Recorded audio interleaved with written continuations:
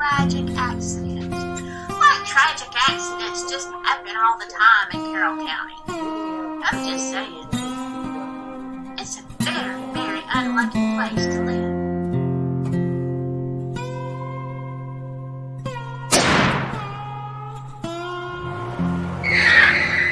They dropped the charges because it was accidental. You don't accidentally run over somebody and back up and try to do it again.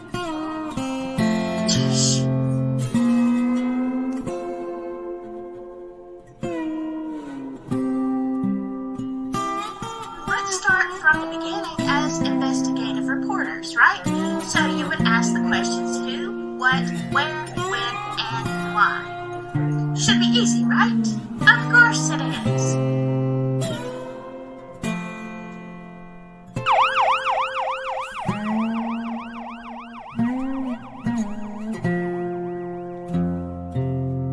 Yes, I know, you're innocent until proven guilty, but what good does that do you if you are not alive?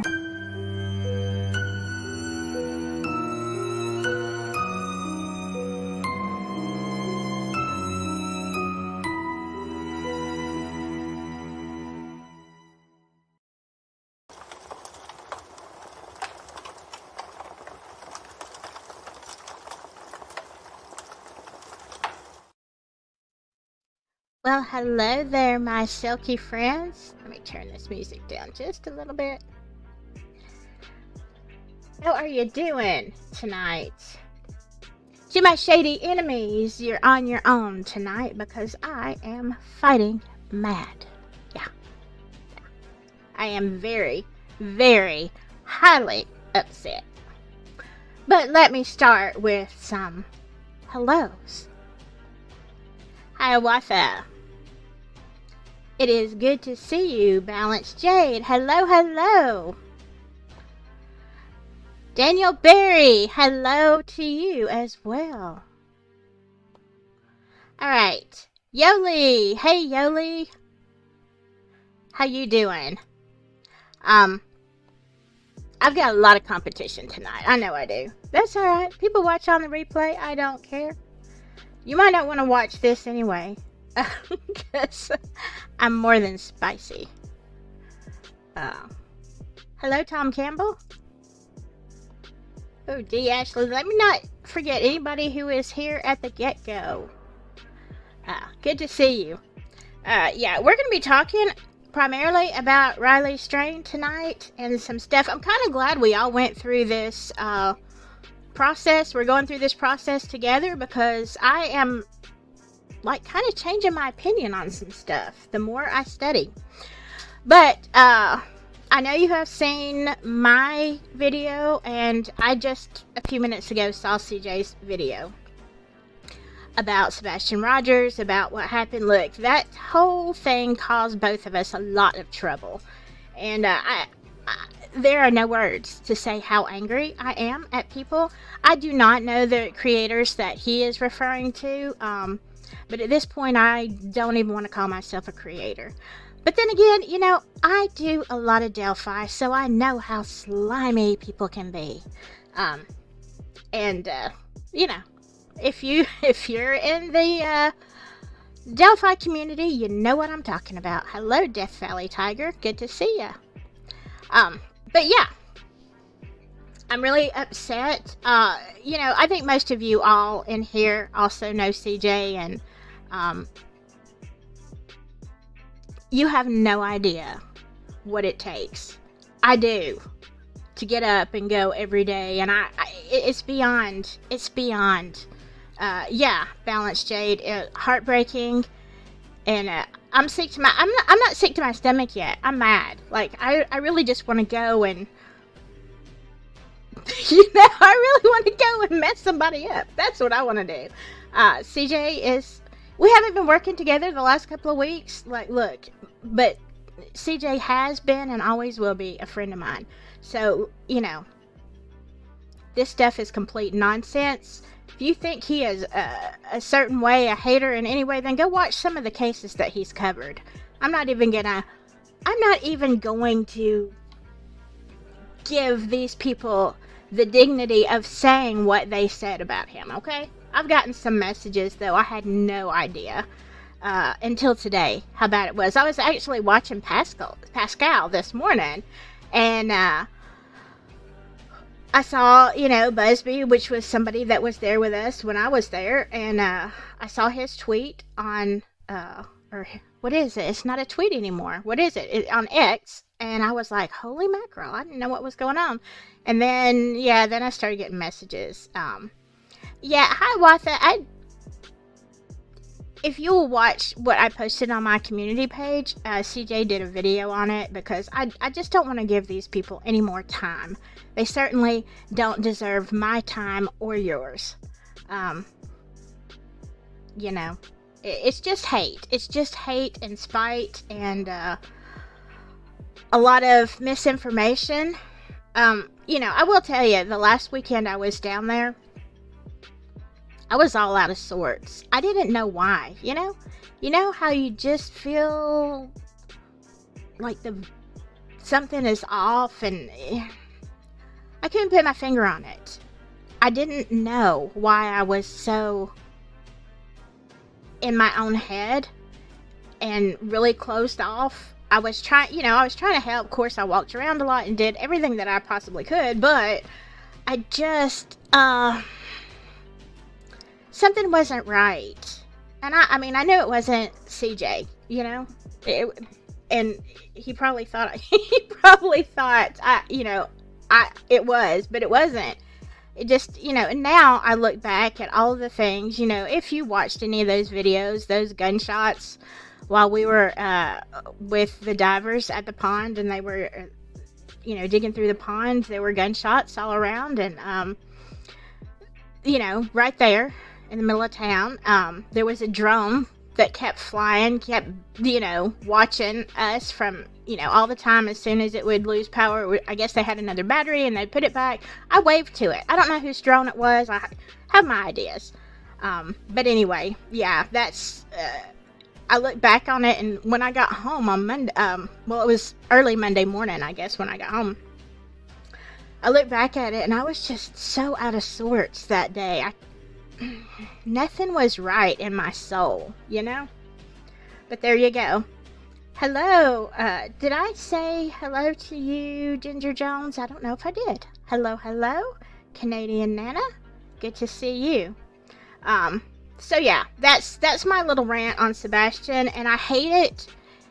I hate it because there's somebody out there who is not getting what they deserve as far as searches and whatever. That's a hot mess. I don't even know what's going on over there. But it's a hot mess, okay? I have a feeling there are some people that know. I wasn't happy with it. I'll just be honest with you. This is not from CJ. This is from me. Just me. I wasn't happy with the families either. I was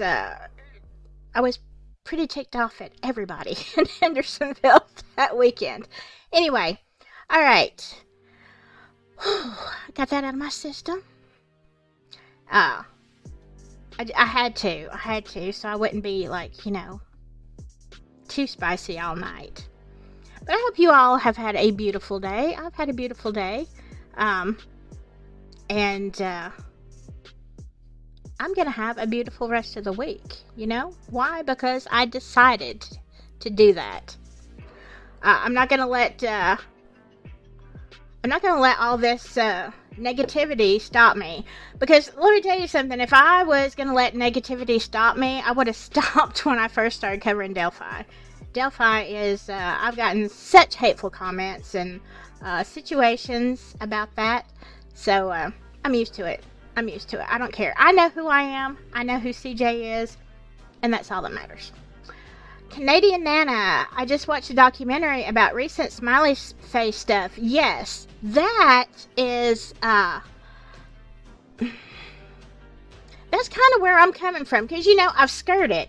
I've been dancing like a ballerina around this issue, okay?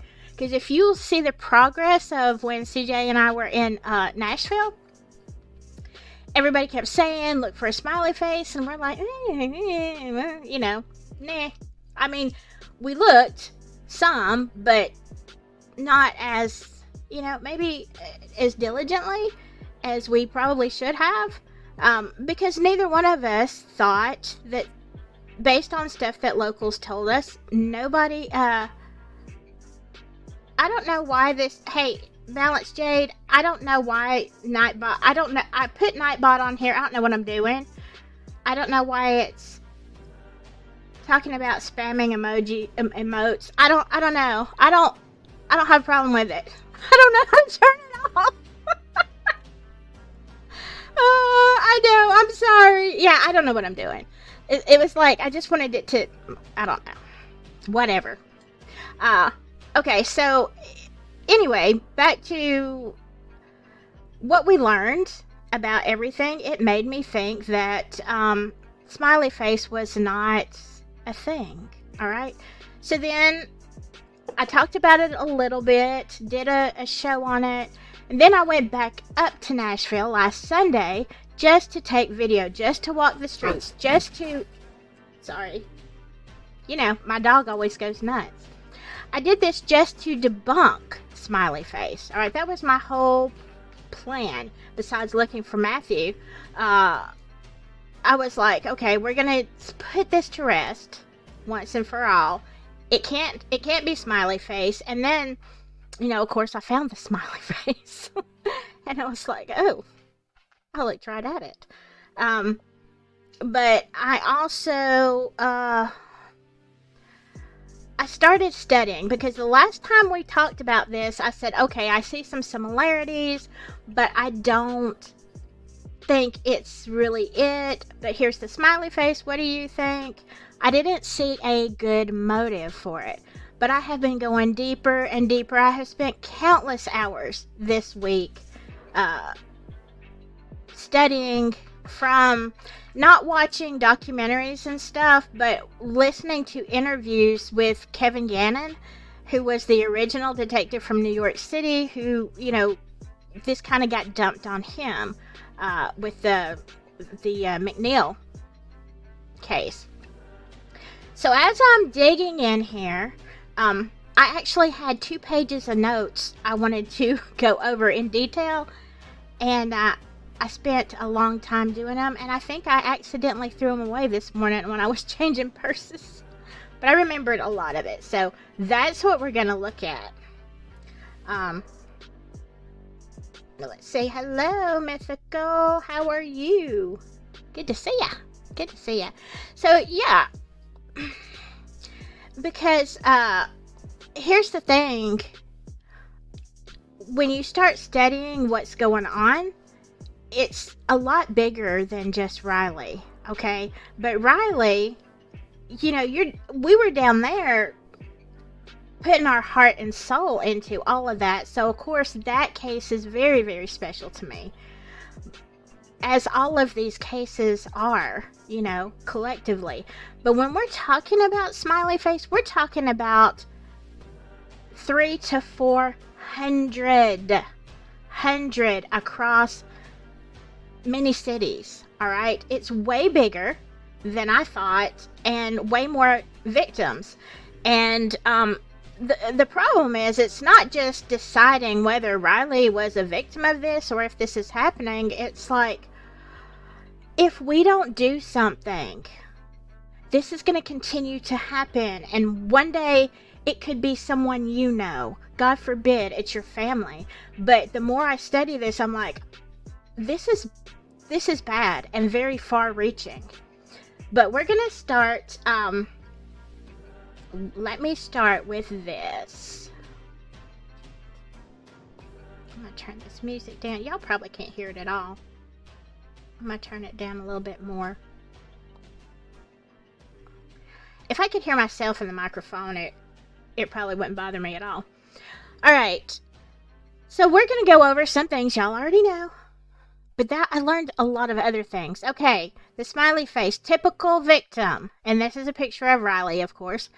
The typical, but now we're going to talk about atypical, or not typical victims. The typical is 18 to 26-year-old male, a college student, usually with a business major or a higher technical type of major, like, not necessarily rocket scientist, but, something on up there, something I couldn't do. I can tell you right now. I know my limitations. Math. Math is my limitation. These individuals are intoxicated and leave a bar, or in many cases are kicked out of a bar by whatever means they leave the bar, highly intoxicated on something. They go over to a river. They go to in Austin, it's Lady Bird Lake, but of course in Nashville it's the Cumberland River. There's always a body of water that's important. Because of what we'll get to later. There's always a body of water, and somehow or other, this intoxicated individual ends up falling into the river. Now, they go missing. The police eventually find them. And I just realized I misspelled something. That's what happens when you type without glasses. The police find them in the river either a few days after, but sometimes it can be a couple of months later, which is a whole other problem. And one thing that is very consistent is that there is little to no water in the lungs. Let me say hello, Bonnie. Yes, and look, I learned a lot from Kevin Gannon. That was one of the things, and we'll talk about that in just a second, because it's, hello, Erica, it's very sus, okay? It's a lot more suspicious than if you just Google it, which is what, when we had this question weeks ago, it's like, okay, let me Google it. Well, it gave me a percentage, but it really didn't give me a true life situation. You know how statistics don't always match up? Hello, Pam Frenchman. Hello, Lucia. All right. Yeah, so there is little to no water in the lungs. I'll get this right. And this is what Detective Gannon said. He said, like, your lungs hold so much, like so many cc's of water, and a little bit of water in the lungs really is not surprising. It's the amount of air, I guess, is what he's trying to say, because a dry drowning is what the police always say. Okay, it's a dry drowning, and if you just Google that, you're gonna see that you get about 10 to 15% of, drownings or whatever to be a dry drowning, where your throat basically closes on you, to make it simple. Now, the things that I learned, and we talked about this last time, is the most common cause of dry drowning is when someone is holding your head in the water, not because you fell, you hit your head, you were unconscious, and you went in the water. Because if that happens, you will inhale water. Okay? Your lungs will be full. A dry drowning is when you are resistant to the drowning. So that's one thing. And there are other cases where you can be on land, actually, and have but that's really what Google says. Now, what I learned from Mr. Gannon is that drowning is it's one of those things that medical examiners, they really don't know what to say. And he basically said, this is what happens. If you're a medical examiner and a body is found in the water, whether it has air in it or water in the lungs, they're going to call it a drowning, especially because of the circumstances. Somebody's intoxicated, they fell in the water. He said that's the problem, is the medical examiners are basically just ruling it as a drowning, because they go off what the police say, and the police give them the whole scenario of, okay, this person just got too close to the water, obviously heavily intoxicated, and here you go, right? But that is really not accurate. What it is convenient. And we don't do convenient here. We want to do truth. All right. So that's your typical victim. Hold that in your head because we've got some non-typical victims, which becomes even more scary, okay? The case usually involves what they rule as an accidental death. The case is then closed, and there is no further investigation, right? Okay, people want to know what happened to their loved one. I'm sorry, he had an accident, fell in the water, drowned. I'm sorry. Mina, hush. And, case closed. They're not looking any further. All right, and this is a big problem when you have a serial problem like this in many cities. As it builds up over time and you see the pattern, at first I thought, these detectives, I know they're really good detectives. They have lots of experience, but I think they're reaching. That was my first thought. This is kind of reaching because, a lot of people do get intoxicated and stumble around. But they don't all fit the profile. When you have so many cases, you're talking about 300 to 400 cases across the United States that fit this odd profile. Really, they're business majors or they're some kind of high-tech majors. They're between these ages. They're actually in college, and this is how they left the bar. And when you start looking at all this stuff, it doesn't add up, and you're like, okay, maybe, just maybe, there is an odd pattern here. Okay, you're right, Ginger, that the families are not getting the answers. And, we're seeing that in Riley's case, right? As much as they thanked the police, remember, they thanked the police for helping them, whatever, at the press conference. But they went ahead and had a second autopsy that they paid for themselves. Now, you're not going to pay all that money unless you have some serious issues with what the police are telling you, right? You don't trust. There is a trust problem here. All right. Also, the medical exam in a lot of these cases, according to Mr. Gannon, and you'll see his picture in just a minute, the pictures of the body when they're, they bring them in before the autopsy, they do not match the coroner or the medical examiner's report. What? How does that happen? I'm glad you asked. Hello, Bev M.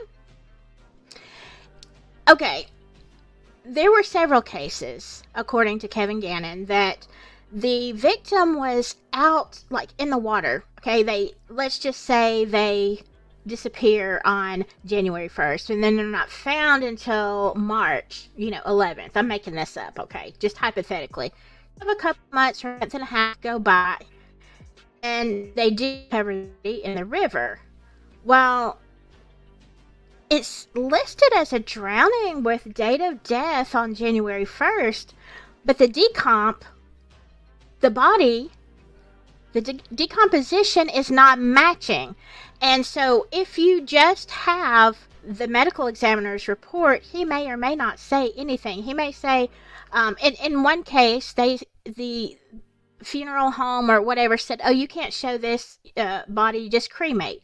A lot of these cases, the police or the funeral directors, whatever, they're saying you need to cremate.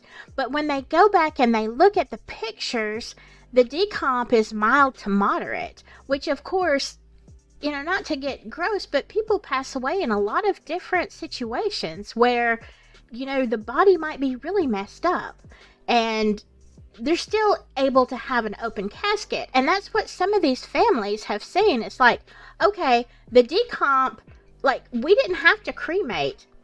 Now, the pictures show mild to moderate. The medical examiner is saying, no, this is, decomp from a couple of months. Well, it doesn't match. So then the detective started going back and not just reading the medical examiner's report, but saying, hey, I want to see the pictures. I want to see the pictures of when they came into the ME's office or when they were recovered, whatever. And a lot of times the families can't even get those pictures. Now, if it were my family, I don't know if I could look at them, but I would certainly want a copy in case anybody ever wanted to investigate, especially if I had questions. So, yeah, you have families who can't get this information, and the police are saying, oh, well, maybe it's an undetermined death, and so we're just keeping this. You know what? Are they investigating it? No, I don't think they are. They put it in a box on the shelf until somebody wants to dust it off and look at it, if they ever do. Yes, that is exactly, Ginger, why the time of death is so important. I will be very interested to know if the time of death given by the Nashville police medical examiner is the same as the one that the family. Last time I talked to anybody from that group of the family spokesman, they don't know when the results are going to be back. So that is just one thing. But, oh, did Nightbot time you out? I'm sorry. I don't know how to fix it. I need a lesson. Death Valley Tiger. Because on many occasions, the coroner is an elected official who is a funeral. Yeah. And look, all these people, you got to remember, all these people work together, okay? It's not going to be well with your soul if you're going against what the police are saying. Maybe because the police really think that. Maybe they just don't want to investigate it further. Maybe they don't want to know if there's anything else. But when you try to go against it, it causes problems in the little ecosphere, okay? So a lot of people just don't, they just don't even question it. Alright, let's see. Let's go on. Okay, the drugs that are found in the system. Now, let me tell you this. Not all the time, there aren't these drugs. But the things that they have found now remember this, they first noticed this. Alright, now how long has it been going on? I don't know. But they first noticed this problem in 1997 in New York. Okay, hello Sherry Faye. Good to see ya.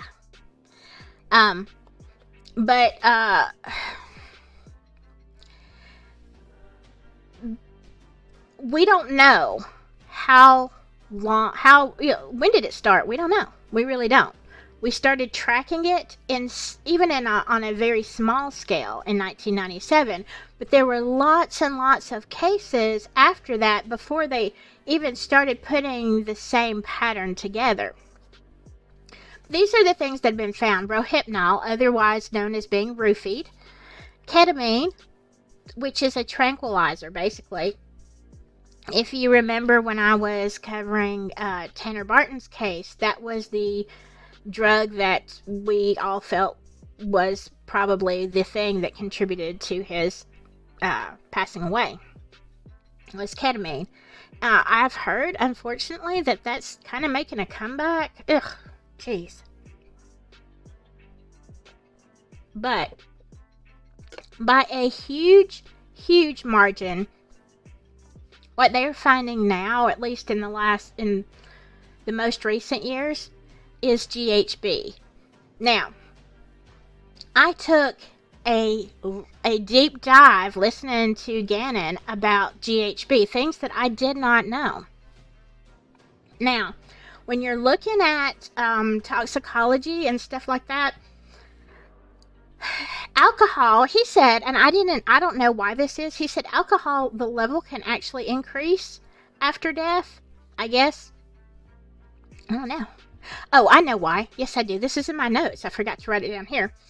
Alcohol increases because of, and I know this is gross, y'all, because of the bloating factor after death. And they're in the river, and then they start to bloat, and the alcohol actually increases in the body.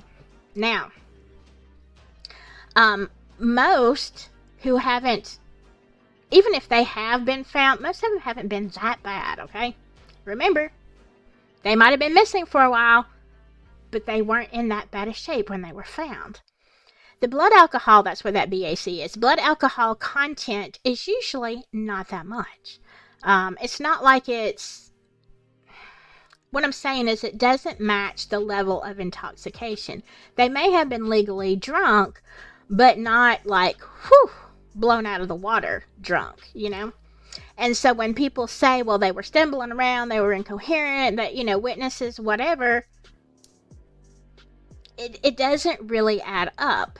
Now, this is what's interesting about GHB. It has a half-life of 20 minutes to 1 hour. So what that means is how it processes depends on your size. Riley was thin, but he was a very large person. He was 6'6". If you have a bigger person, let's say that's, you know, over 250 pounds, of course it's going to process a little bit slower. It still is only going to stay, its half-life is 1 hour. Now, if you're somebody, well, wait a second, would that be opposite? Yeah, let's just say it processes different depending on size, okay? Now, it dissipates quickly. It comes in, you know, like it basically comes in like a freight train, and it kind of, you know, leaves, not like a freight train, but it leaves way quicker than you think it does. That's why sometimes you can see a victim who's stumbling down the streets. They're very incoherent, you know, flailing around, and then just a few minutes later, they may still be very, you know, intoxicated and fuzzy-headed, but they're not in that condition. That's because GHB goes through your system so quick. Now, here's the thing. Let's say he was given the example is if the level, the time tested is 52, that means it could have been 104 just 20 minutes ago. 40 minutes ago, okay, less than an hour, it could have been 200 and something. So see, it's going through so quickly. Now, it makes me wonder, because when we see the video of Riley and he's running, I don't know if he falls because he's running, and I don't know why he's running. I'm thinking, if you're just drinking, you know, alcohol's a depressant. If you're slightly drunk, and what I've heard from the family is they could tell that he was intoxicated when he was in Luke 32s, but he wasn't like stumbling, okay? He wasn't that bad then. Also, I heard, you know, and I don't know about the roommates, the frat brothers, but they're like, yeah, he wasn't that bad when he walked out the door. But yet, it's literally right there, okay? It is like a block or two to where he fell from Luke 32s. It's on the corner. You go up just a little bit, and then he's running. There's a food truck there on the corner. He's running down the street. Like, I don't know about y'all, but anytime I've been intoxicated, my thought has not been to run. Like, I'm trying to stand up. But, you know, that's never been a thing. Oh, let me take off running. That was kind of weird. But anyway, he runs a few steps and he falls, like he face plants. Then he gets up and he's still stumbling, which is probably a little traumatic from the fall. But by the time he just gets a few minutes, maybe, I'm going to guess, no more than 10 minutes it took him to get over by the policeman, he's at least looking, walking and straight and making sense, talking to the policeman as the policeman tells him to have a good evening. So I'm like, how long was that in his system? Did it? He was in Luke 32s for about 20 minutes, 25 minutes, something like that. Could he have been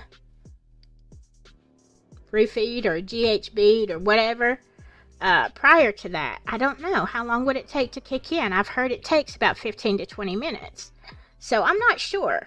But I know it doesn't stay long. Yeah, exactly, Ginger. Exactly. So, You see how fast it goes? If you're processing quickly, you can go in 20 minutes to half of what you were, you know. All right, this is what I found was really, really interesting, though.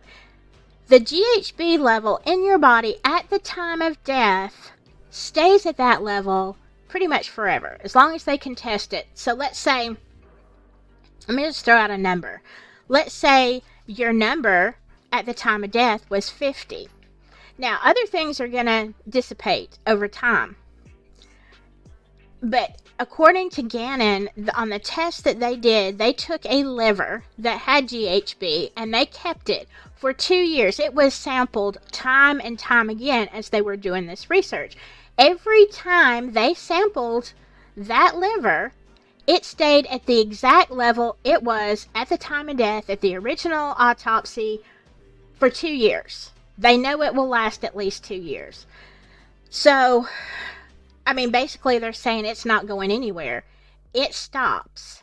So, what if he has GHB in his system, what it was at the time, and hopefully one of those places, sorry, I've got a fuzz in my eyeball now. Hopefully one of those places is going to have done the GHB. I'm thinking that for sure, I could be wrong, but GHB is an add-on test, and a lot of times in original autopsy, the police will say, oh, we're not going to do that, you don't want to pay for that, you know, whatever, this is just going to be extra, and it's unnecessary. Well, I don't know if they did one, but I hope the family added on that test for GHB, because that is going to be very, very important. Spam. I'm sorry about my Nightbot. I don't know how to make him stop. I'm sorry. He's wildin' tonight. Man. Thank you. Yes. Please hit that like button if you haven't hit the like. Sorry. It might time you out for a second. I don't know. I'm gonna finish doing this. Balance Jade says, intoxicated or not, you won't see this girl running unless it was away from someone or something. That's me too. I'm like, you see me running, just fall in behind me and run too, because it's like, it's the zombies or something. It's a bear, it's something. If I'm running, you better go. Alright, so back to the GHB. So this is going to be really important, because if they have a level of GHB, it should be exactly the same between the two autopsies.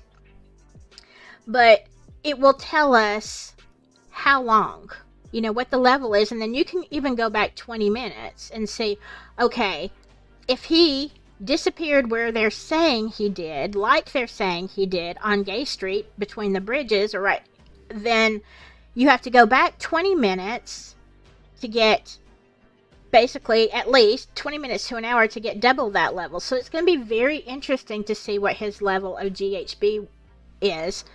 If it is a very low level of GHB,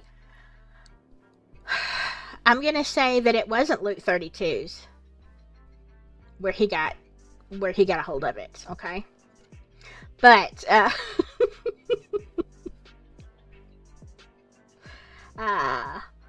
alright, yeah, I'm looking at y'all's problems with Nightbot. Sorry. I'm gonna have to make him behave. Somebody needs to teach me that. Alright, let's talk about this, because this is important. So now we know what the victim profile is. We know what the drugs that are used, and we know how they work in the body. We've just learned about GHB. Let's talk about this, because this is where I stopped and went, oh.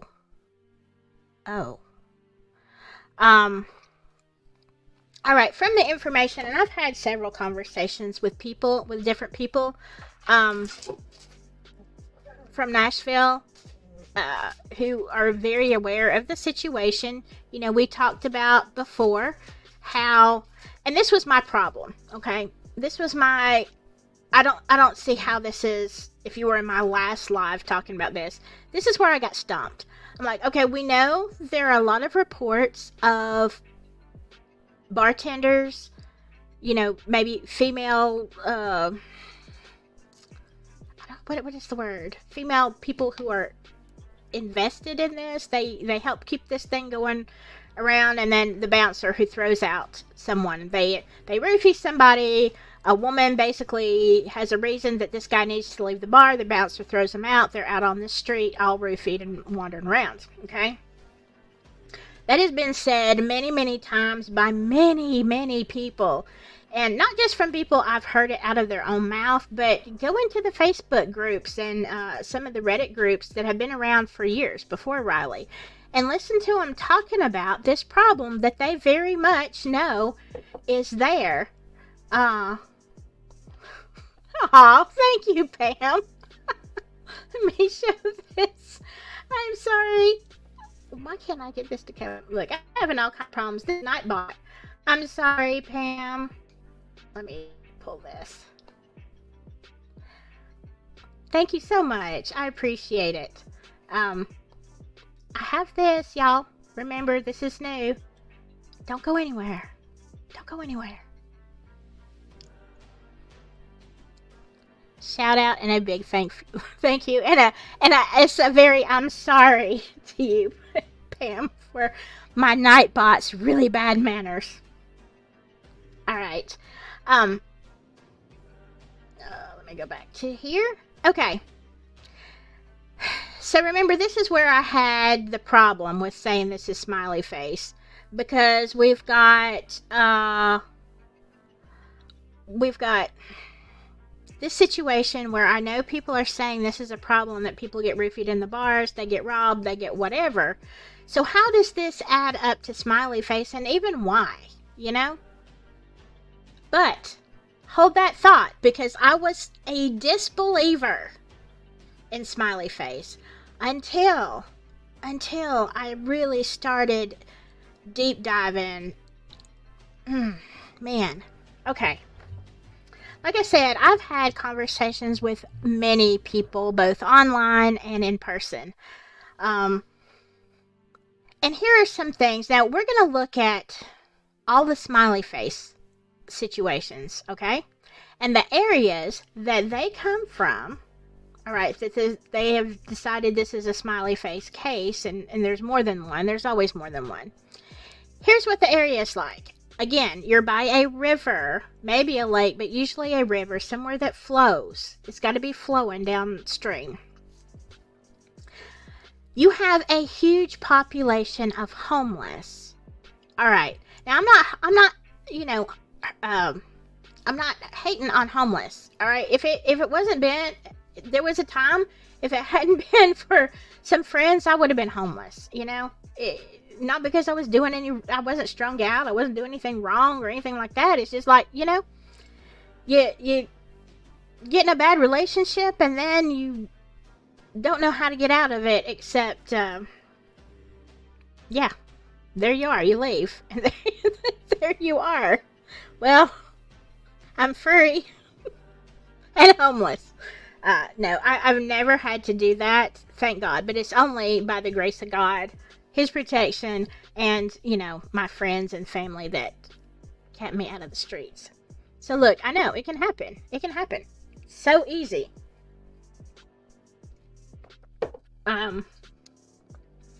Okay.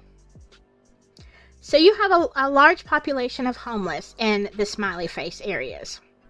Now, here's the thing. You know, I told you this. I noticed this myself when I was in Nashville, but this is something that Kevin Gannon was saying. I'll be the first one to tell you, I don't know a whole lot about homeless communities. Now, I have, for years and years, been part of different church groups. I've gone out to many homeless camps, okay? When the church is doing drives for, you know, blankets and, you know, whatnot at different times of the year. I've worked very closely with a homeless program that we have in my area that is, it's not all year, but it's most of the year, the hottest and the coldest times. And I've spent many hours talking to homeless people. Okay, I'm not saying that like, oh, yay me. No, it's just like, the point is, I know kind of how people get there. You know, some people, it's just a series of, very fortunate events, as the movie goes. And then sometimes it's because they're drug addicted, or, sometimes they're literally running for their lives. And they end up in a situation like, how are you going to get a job? Whatever. I've seen whole families living homeless. I used to be part of a situation where they would, every 2 weeks, because they went around to different organizations, they would spend the night at the place that I was spending the night there too. Not in the same, but I was there as part of the team to make sure they're safe. It wasn't just like, here, come in, you can lay down. It's like, no, we talked to them, ate dinner with them. You know what I'm saying? It was that kind of, it's a great program, but I can't tell you what it is, or else I'll dox myself. But it is an absolutely wonderful, wonderful thing that we have going on here. But with that being said, I'm not afraid of the homeless. I'm not afraid. I understand that there's a lot of mental illness. Okay, some people can't get out of that situation because they are mentally ill. And it's not like they can hold down a job. But that is not what I encountered 100% in Nashville. And because I have so much experience over the years of dealing with homeless and talking to homeless, I'm naturally not afraid of the homeless. And there's a certain, I don't know, it's just, you can tell when someone is genuinely in that position, because they have no other choice. What I saw in Nashville was a lot of people that I would never have known were homeless. Well-dressed people who had nice haircuts. Look, I would have hired them. The people who looked just normal, like they were just walking down the street. They could have come from any neighborhood, anywhere. They didn't look, what you would think a homeless person, stereotypical. They weren't wearing, nasty gloves with the fingers cut out on their hands and like pushing a cart. Not like, none of that. Whatever the movies show you about homeless, which actually most people, a lot of homeless don't even look like that anyway. But what bothered me is I was like, I wouldn't have no idea. So what I have found out, I found this out from talking to people in Nashville, and then also the same thing was confirmed by Kevin Gannon, who said a lot of the people in the homeless camps are really not technically homeless. They are transients, okay? That means they go from place to place. They have their own sources of income. Actually, some people have cars, which that kind of surprised me. I'm like, I would be sleeping in my car at least, I guess. I don't know. But the transient ones are not there because they have to be. They're there because there's kind of like a plan. There's a system. There's a reason that they're there. And so yeah, I did notice, like I said, in Nashville, that I was seeing people that did not meet my definition and my experience of true homeless over the years. But I didn't know that this was a thing where all the smiley face incidents are going on. It's the same thing. You have a river, you have the homeless, you have people who don't look homeless, who are transient, who might have cars, who definitely don't fit what you think is the profile. Okay. That was my first Well, I do remember seeing that and thinking how very odd these homeless are compared to what I know. Now, the second thing that you have, according to Gannon, in the area where these victims are found in the river, is you have gangs. Every city has gangs, and I'm not a gang expert. I know very little about gangs, but what I do know is that certain cells, certain groups, certain gangs are in certain areas. I mean, or predominantly. You might have bigger gangs, smaller gangs, but there are certain cities and parts of the country that certain gangs are more dominant in. So you will see their kind of graffiti. You will also see a smiley face. Now, the smiley face in all of these cases, like, it looks different. Some of the smiley faces have horns. They're more like a devil smiley face.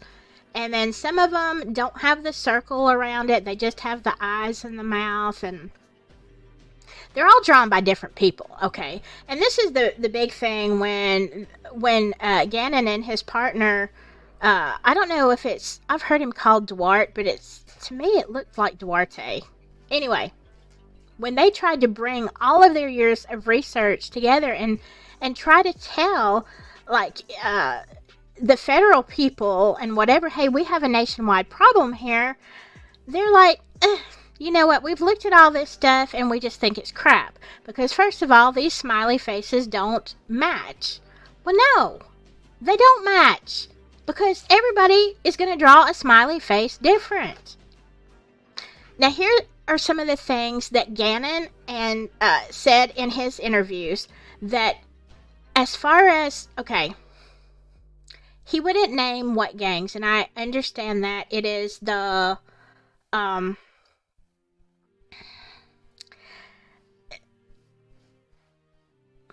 sorry, my computer just went out. Whoa! Where was I? By that train of thought just took right up off the station. That threw me for a second. Alright, anyway, we have the gangs. We have the different kind of gangs. We have the different graffiti. This is, again, something that they said is they weren't going to name the gangs. I guess not just for their protection, but they didn't want to name exactly, without having the feds involved and having like a full-blown task force for this. They don't want to give away too much information, because then they'll just stop doing what they're doing. You know, they'll change their MO. So you don't want that, and I get that. That makes sense. The reasons, okay? Remember, I was saying I don't get it. I don't get the reasons for this smiley face. Like, why do you want to do this? It's not that much money. Yeah, these college kids have some money, but it's not like anybody's getting rich off this, right? A lot of risk. What they've noticed is that it is potentially a part of an initiation. A lot of these gang members that may be going through the homeless camps, they could be some of the transients. Like, I would think that some, not all, of course, but some of the homeless are going to be easier to control. Either through what you're giving them, you know, whether it's food, shelter, you know, blankets, whatever, threats, or because a lot of them have mental illnesses, they're going to be easier to manipulate. Does that make sense? So it's easy for gang members to individually go in and kind of be part of this homeless thing, whether it's intimidation or whatever that keeps them there. Yeah, and makes them successful. Is that successful? Doesn't it sounds terrible, but that's what they do. Let me stop for just a second. Catherine says, why is date of death March 22nd? That's the day they found him. Yeah, that's the only date they... yeah, I know. It's stupid. It's stupid. They know he didn't pass away on the 22nd. The only other alternative would to be what was it, March 8th, I believe. I would think, and usually, but in the smiley face, when I've looked at the cases, they've been giving the date of death as the day they were found, even though they were been missing longer. So, I don't know. Normally, when someone goes missing and is assumed deceased, they do it the day they think they passed away, or the day they vanished. So, yeah, that was a little weird to me, too, because, like, meh. Oh. Yeah, that's what happened in Idaho. But, well, okay. I see what you're saying. Balance Jade says, so they're more like gypsies. Yeah, I mean, not yes and no. I know what you mean by the word gypsy. Um, not really a gypsy as in traditional standard gypsies, but what the Americanized version. I used to tell people my family moved a lot when I was young. Like my dad he never liked to live somewhere very long. And we moved all over the place. And I used to say, yeah, I was raised by gypsies, not having anything to do with the Romany or, whatever. So, but yeah, very transient like that. Yes, they have a plan, they have a circle, they have friends, they have connections, but they do move from place to place. And of course, when you're going to do that, you have to blend in with everybody else, right? Hello, Carol. Good to see you. Hope you are doing well. All right, so let me keep. Oh, I'm way behind. Hello, Amanda. Watching from the UK. I'm jealous. I want to go to the UK so bad. So bad. Could it be a copycat phenomenon? Yes and no. It is the same. I wouldn't say what they think is it not that it's copycat. It's just it's not one person or a couple of people that started it and people are copying. It is like a whole movement. Now here's the other thing, back down to the under gangs where it says ritualistic. Okay. This one got me. Because I don't know, one day this week I had to go to work and I think my alarm was set for 4 a.m. For whatever reason, my eyes pop open at about a little bit after 2. And I'm sitting there thinking, well, I guess that's all the sleep I'm going to get because there's no way I'm going to go to sleep and wake up, go to sleep before 4.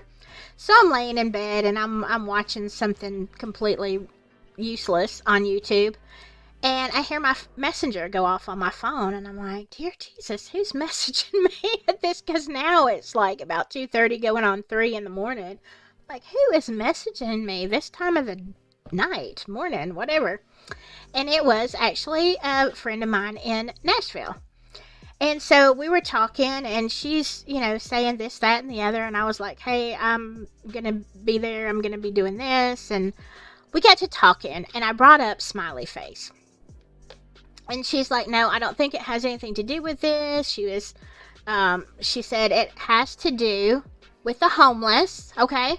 It has to do with the homeless.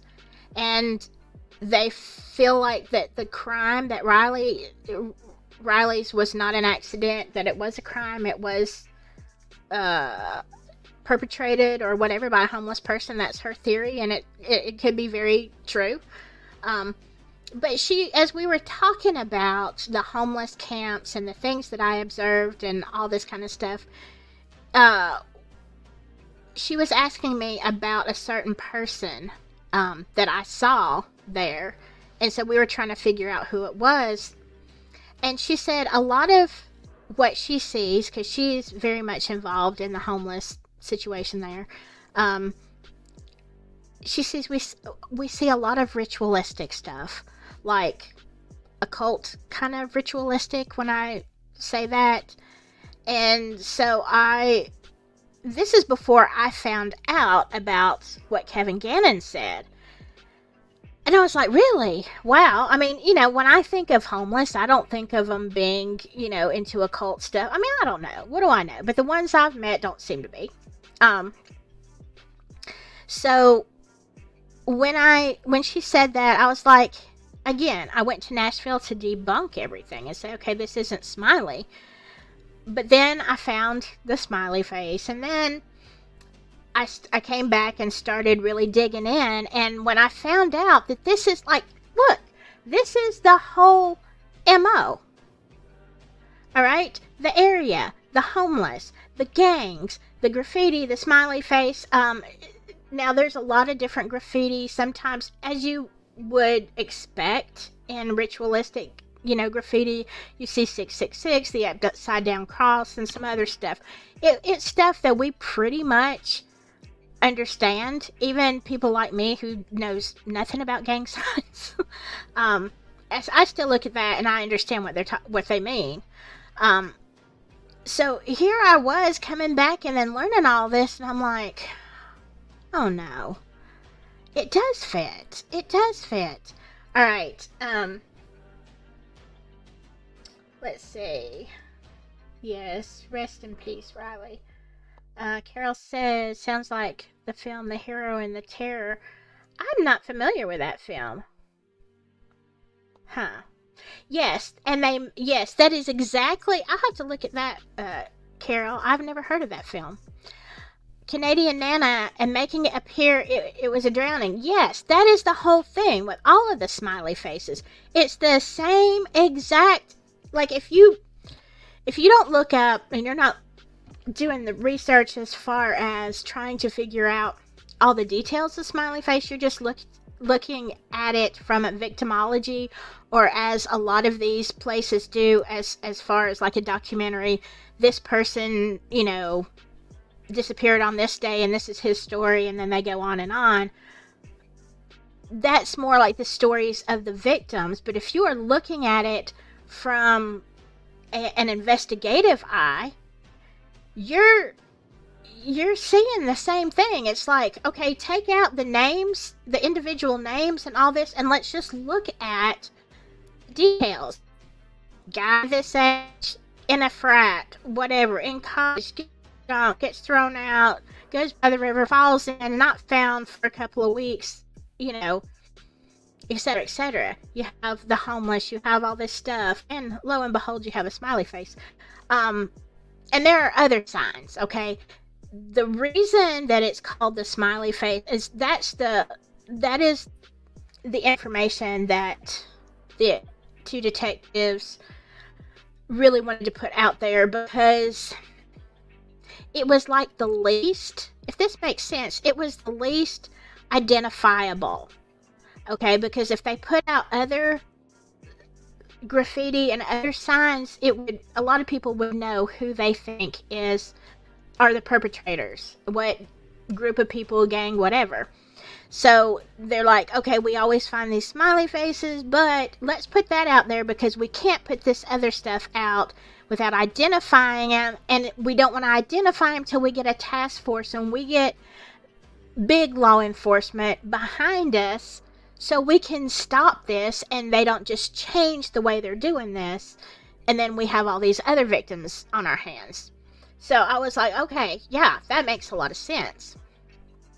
So at first, when I heard about this and they weren't talking, I was like, oh, they're being kind of sketchy, very evasive. Why aren't they just saying it? But I get it now. I get it. They're trying to save lives. That's what they're trying to do. All right, now here are some outlying issues that this was disturbing to me because of the nature of the crimes. You have that one standard MO that it's going to be a college age, basically frat boy, some kind of thing like that.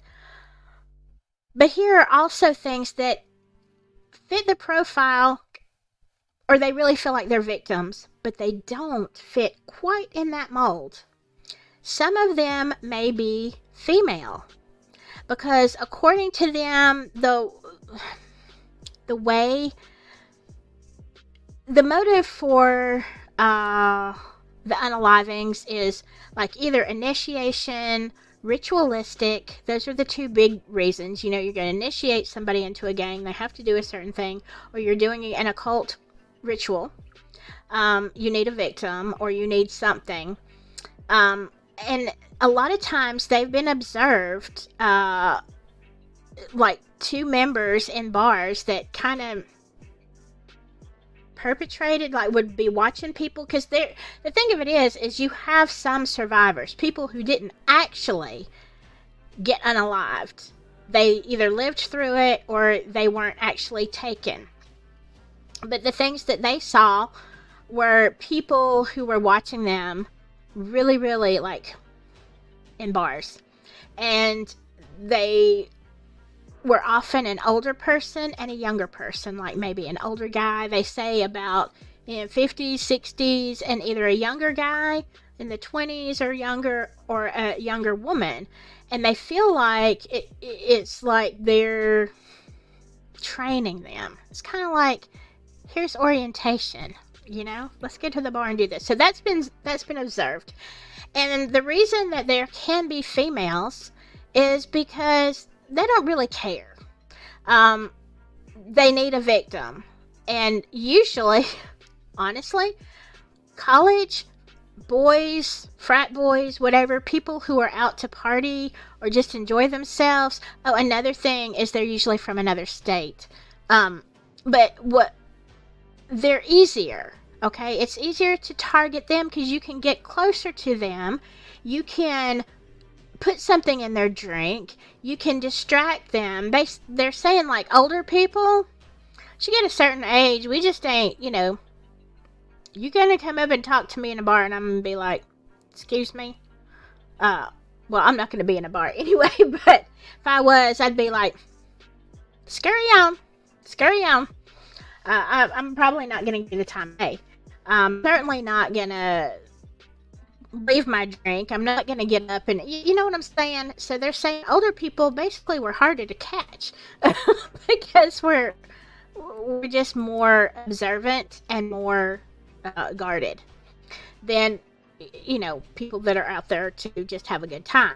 Now, in a bunch of cases, people who are almost victims, they were either things like this. People would be in a bar together, and you're there with a group of friends, and one of your fellows is sitting there, and then all of a sudden you look around and you're like, hey, where did Bobby go? Well, I don't know. He was just right here a second ago. And then you see him, like, either following a female or whatever. He's being led. Sometimes they're found led outside the club or the bar, and they're almost getting in a vehicle with somebody they don't know. And the friends have, like, just caught them in the nick of time. Like, what are you doing, buddy? Excuse me, he's with us. That's been the case, or like I said, following a female out, being thrown out. But a lot of people have been just grabbed in the nick of time, and that was always a factor, is that there was a car or SUV or something that offered them a ride. Now, one woman in a story, it was a documentary that I watched, she said a friend of hers, a guy, was walking just in front of her, like a good, I don't know, it wasn't that far. She was walking behind him, he was walking in front, and she knew that he was intoxicated, and she saw him, this random car. She said also it was an older guy and a younger girl, and they just, pulled up beside him and started talking, and next thing you know, he's in the car with them, gone. Ends up in the river. So it's definitely, there is that potential. Now the other thing, hold on. You deep dived into, okay. You know what? I think now, I'm with you. I think now when I'm near the water, especially when I'm in a part of a river that is maybe close to the city or bars or whatever, I think that's going to be me. I don't think I can stop. Just like there. It's like burnt in there, isn't it? It's terrible.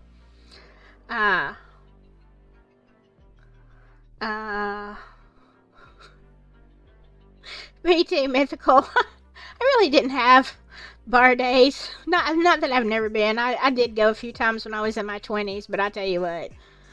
The problem with me, I was never a bar person because I've always been an early bird, and I can't stay up late at night, so there you go. I was never the party animal. I was always asleep. Okay.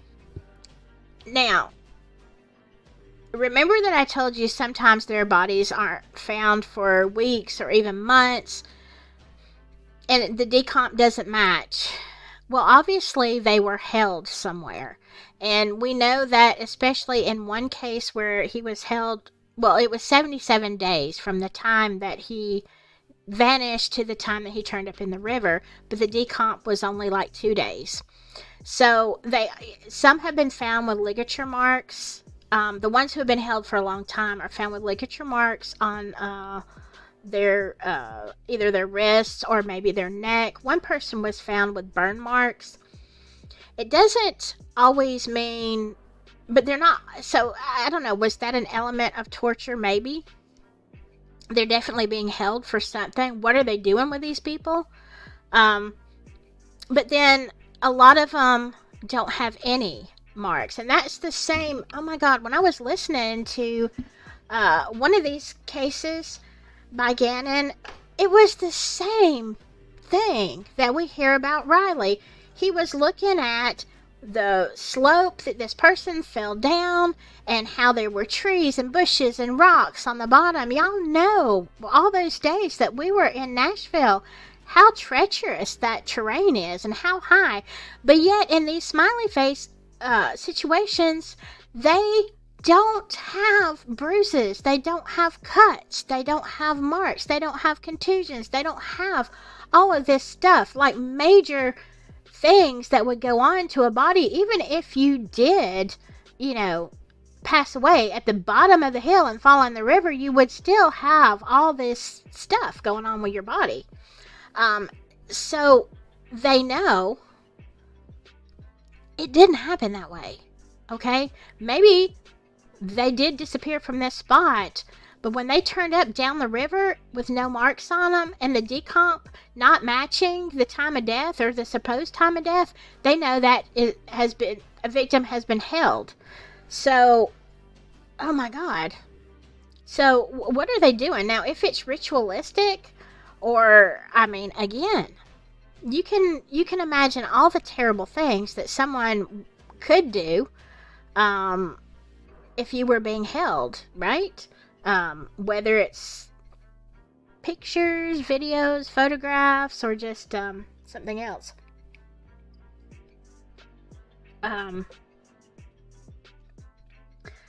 Let's see.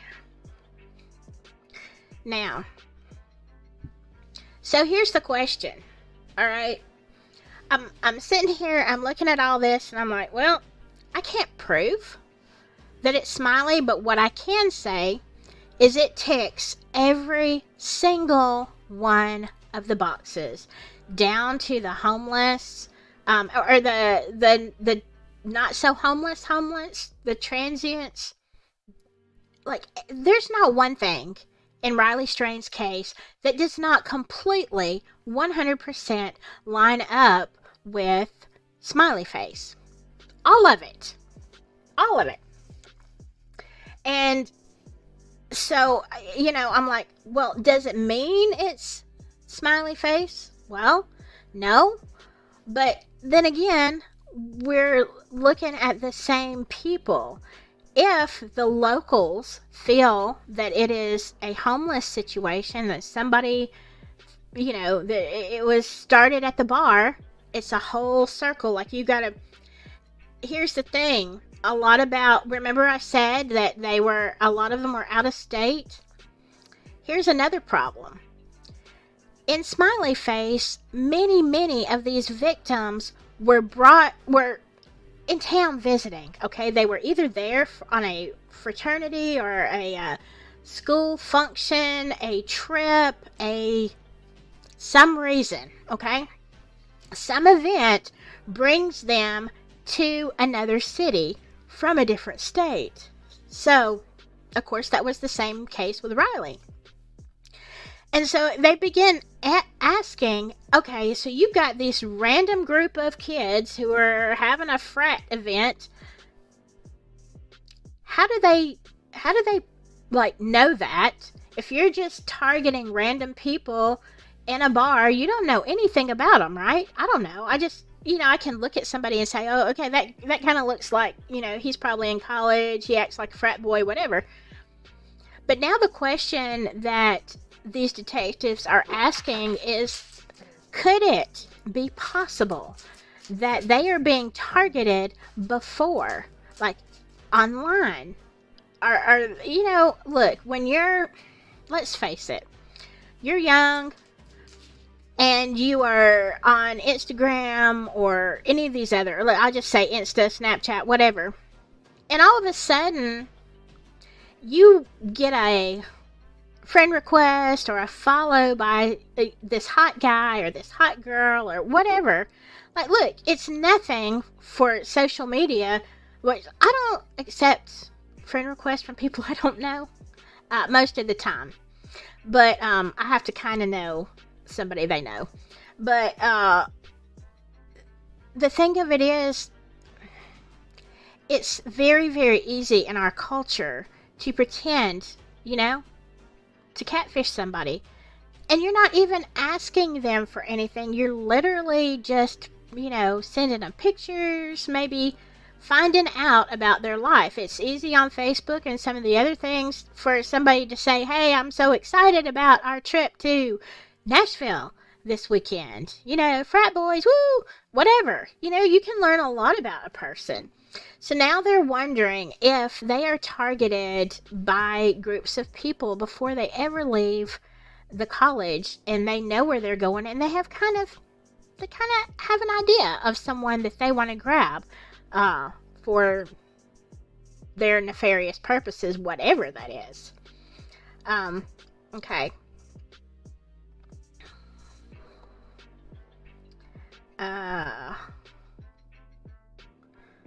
Let's see. Carol says Jeffrey Epstein was planning to breed an army of psychopaths by impregnating all those young girls. Oh, wow. The feds found his detailed plans when they raided his ranch in New Mexico. Really? Wow. I really get his plan, but I'm just saying, you don't have to breed an army of them. They're everywhere. They're everywhere. Ooh. Yeah, I mean, there's a lot more that goes on than you know. Above the Clouds says, yeah, I think it's SK type. Felt it before he was found. And the night before he was found, I got a huge migraine. Wow, to the point of nausea. Ellie, Cam, other business Cam have no clues. Yeah. You don't need me started about the cameras around there. Yes. So they are being stalked is the theory. And I have to say, again, we're talking about us here, okay? It's not the fact that frat boys go to another city to party, to blow off some whatever, enjoy their weekend, and then an accident happens. It's because so many of them fit the exact, precise, like boom, boom, boom points. And so many of them are out of state. Like, what are the odds? Okay? What are the odds that you're going to get an out-of-state frat boy every single time you pick a victim? It just doesn't make sense. It definitely suggests that it's at least possible that they're being targeted. Which, again, if you have nieces, nephews, kids, whatever, in colleges, look, God forbid that it's ever any of your family, but what if it happens to someone you know? Again, then what are you supposed to do? Be in the same situation that Riley's parents are in? Like, this makes no sense. It doesn't fit. What is going on? This wasn't an accident, and you get no answers. And then you have to live the rest of your life having no answers while you see it happen over and over and over again to all of these other people. It's like, come on.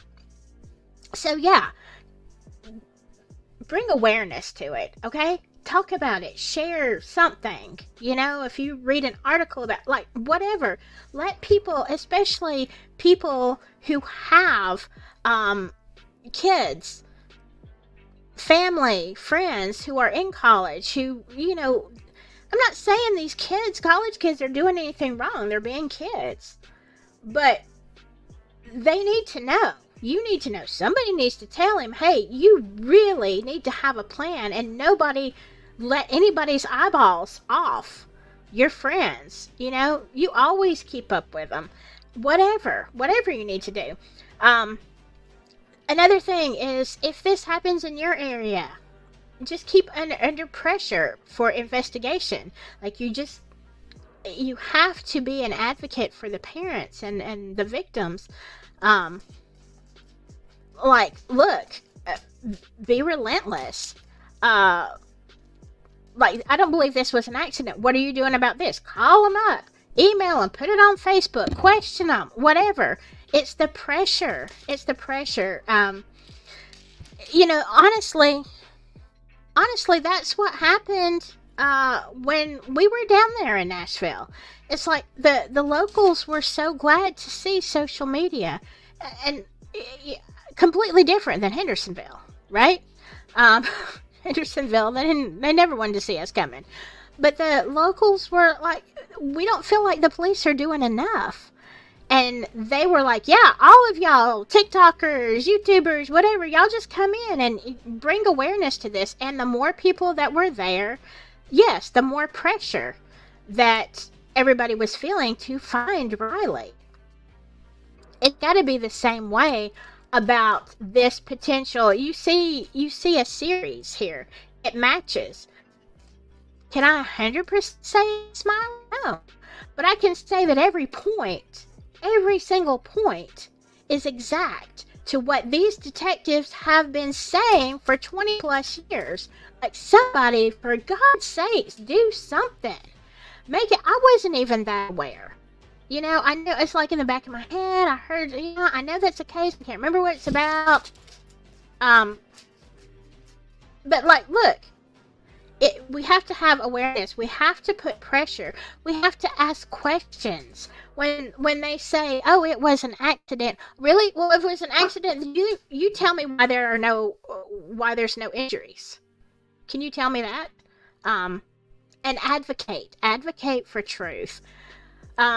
Anybody that you can write to, like, this is the whole thing. After all these years where these guys have, like, just been studying this case, going from place to place, talking to victims' families, begging for cases to be reopened, they've kind of come to this same place of, like, we know what's going on. We know who. Like, it's collective. It's not one person. We know who's doing it. We pretty much know why they're doing it. And we've got all this evidence. Nobody's listening. And there is nothing that we can do to stop another Riley, another whomever, the next victim, until you get the police all on board, joint agencies, to say, hey, look, there's a definite pattern here. And we need to look into this. And we need to stop this. Are you going to stop all crime? No. But if you don't know, parents, grandparents, friends, if you don't know that this is going on and that this has been going on and it's a distinct pattern, you don't know to teach your friends and your family on what to be aware of, what to look for, what can happen, or to even, how are you going to prevent it? How are you going to stop it? Definitely, I mean, there's a lot of things that can be done. I mean, they talk about cleaning out the homeless camps, and I get that, but it's like, well, they have to go somewhere, but make it, I don't know. I guess have it where if they can comply at all, they can be safer, more structured, regulated, so that transients can't come in and just, do what they want. Stay as long as they want. Go here, go there. Look, it's just crazy. All right. So, I had to look at this. Does he fit the profile? Absolutely. 100%. Still waiting for the autopsy results. Still waiting for the toxicology to see if there's GHB in the system. But now you know about GHB. You know a lot about GHB. And to see what they're going to say. But as far as anything else, does it fit the profile? Yeah, it does. Unfortunately, it does. And I showed you the smiley that I found that was always there. Don't know how I really missed that, but I did. One more thing. Let's talk about Matthew Parasini. He is also missing now. He is 31 years old. I hate to say this. The only way we know of is Smiley is if we keep having victims, right? But this young man got off. I know you heard me talk about this. I was looking for him also as I was going around the Greyhound station. It's not a nice area. I'm not gonna lie. It's not great. And I was there on a Sunday afternoon. It's not a great place. And they don't like people that have cameras. They chased us off. Like you can't even walk in the bus station unless you have a ticket already. And there's a lot of, I'll tell you about that in a second. Anyway, Matthew going from New York to Dallas. He was on the bus. He's not an ID. He did not have a cell phone. But he was borrowing people's cell phones at every spot. Like every time they would come into a major station, he would borrow somebody's cell phone, call his mom, tell her where he was. In Nashville, he got off the bus. They say probably to use the bathroom. I don't know. There's if you saw the video, there's like a Star Market right across the front from the front lobby. And they've got food and stuff. And I'm like, oh, well, he probably got off the bus and thought, oh, let me get something that's not bus station food or whatever. And for whatever reason, he did not get back on the bus. And he basically vanished. When I went there, it's the homeless there. Now it's a good little distance from, walking distance for sure, if you feel like walking a while. It's a good distance from the river, but not impossible. I would say maybe 8 or 9 blocks. It felt like forever going to the river, but all around the bus station, the homeless are just there everywhere on the streets, all around. It's kind of sketchy right there at the bus station, and you already know nobody's going to protect you. There's really nothing there at the bus station except that Star Market. I didn't see any other places to go eat where he might have gotten. But if he missed the bus and you have that many homeless, the chances that the homeless are going to take you in, let you sit with them, whatever, is pretty good. Especially when he had nothing to steal. He had no phone. He had no, what money he had, probably not a whole lot. He wasn't somebody who fit to that profile. But I will tell you something that really bothered me.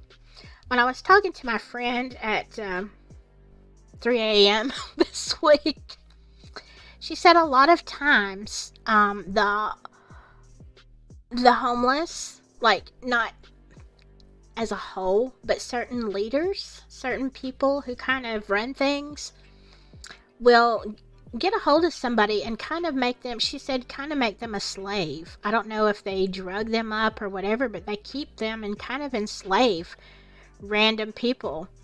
And this guy, I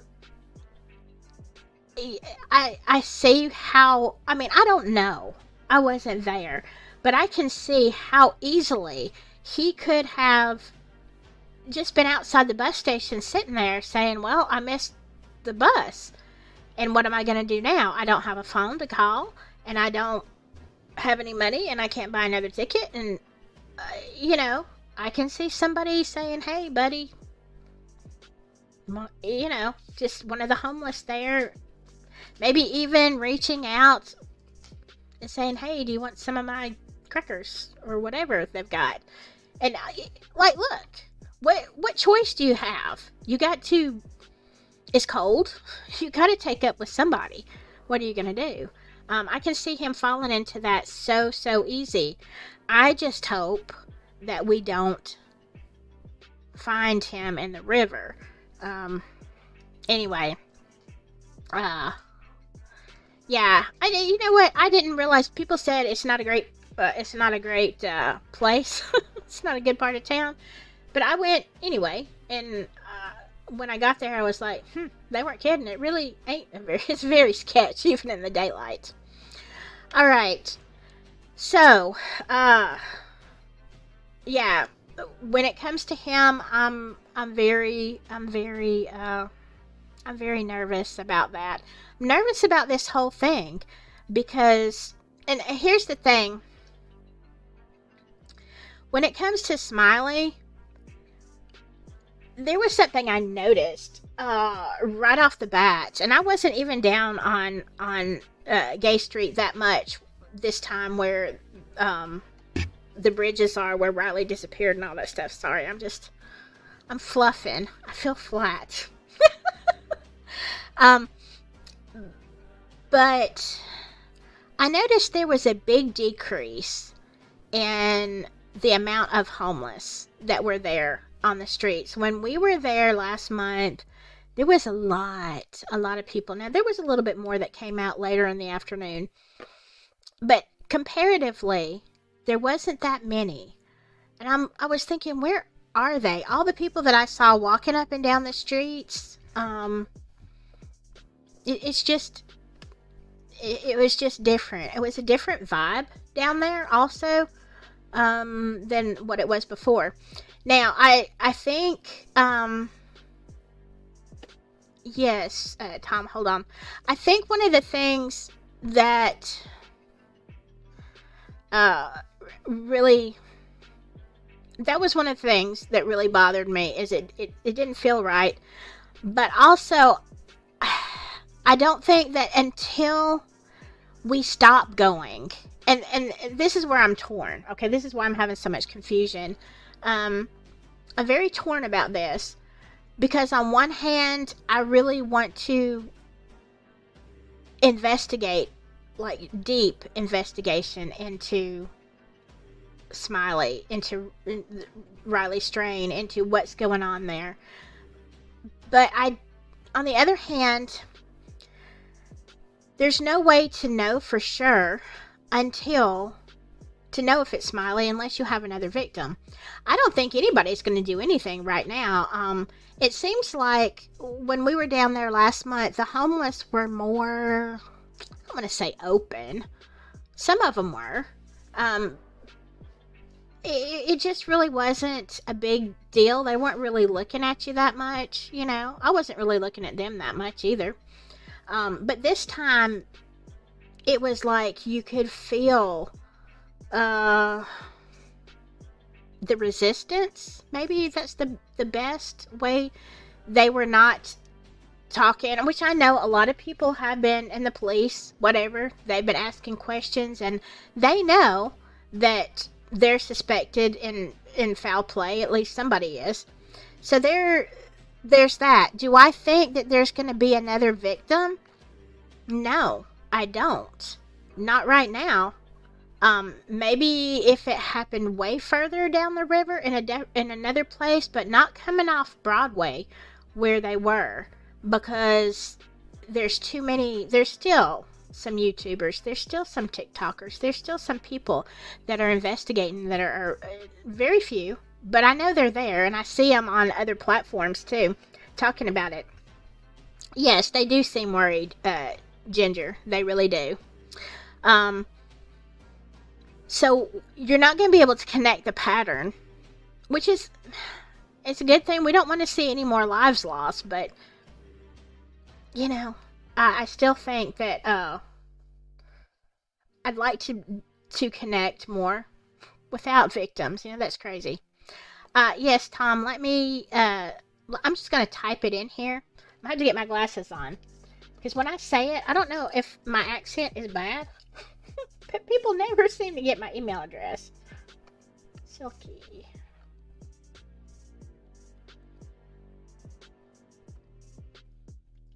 Let me sure that silkysouthern at Gmail. That's my email address. You sure can. You can get a hold of me there. But yeah,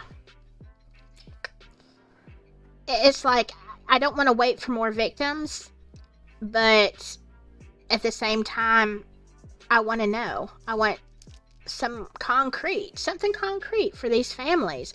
And just like the detective said, in a lot of these cities, the reason they don't investigate is because of the economy. How many times have we talked about that? Nashville does not want you to, think, oh my God, Smiley Face is in Nashville. No, they want you to think about Broadway. They want you to think about, the country music bars, the party town, the shopping, the atmosphere, tourists, okay? They want that, to be what you think of, not, oh my God, you better not go to Nashville because Smiley Face is down there. No. And that's been the same as in the other cities. That's why it's hard to get the police on board and the city leaders, because nobody wants to talk about it. But sir and madam, if you keep having unalivings in your city and people falling in the river and TikTokers and YouTubers and everybody else, you're going to have a bigger problem than if you just try to go ahead and fix it now. Okay? Because we're not going to stop putting this together. See, you know what? Before the pre-internet days, you could get by with a lot of crap, but you can't do it now because there's too many eyes. There's too many people with a platform. So if somebody takes me out, there's going to be somebody else. 3 other people who are going to be sitting here saying the same thing. There's more eyes on what you're doing, and we are trying to hold you accountable, not because we're trying to cause a big problem, because truth and justice and safety matter. It matters to me, it matters to you, it matters to these families who need some closure and to prevent some of this ridiculousness from going on. Just because it's been going on all this long doesn't mean it can continue. Somebody, please, wake up, listen, think about people, lives, families, more than the almighty dollar cha-ching from, your little bars and your little stuff. You can still have that. Take care of the dang problem, and then you can tell people how safe it is, because this is what we did to make our city safe, to make sure that our visitors are safe. What about doing that instead of covering it up, sweeping it under the rug? Doesn't that seem like it would be a better idea? That's just me. Sorry. You're for president. You don't want me for president. Anyway, that's my little rant at the end of this. So I hope you enjoyed it. Yeah, anything that you spicy. That is so funny, y'all. Yeah, but if you find any information, if there's any way that we can collectively do something to spread awareness, okay, to put pressure, advocate something, yeah, let me know, because I am all about it. All right, I hope you enjoyed this. I hope you learned something. Send me anything that you've got on Riley, something else I'm overlooking, or any of these cases. Tell me about it. All right. I'm going to settle down now. Y'all stay safe out there. And whatever you do, just stay silky. And I will see you next time. Bye-bye.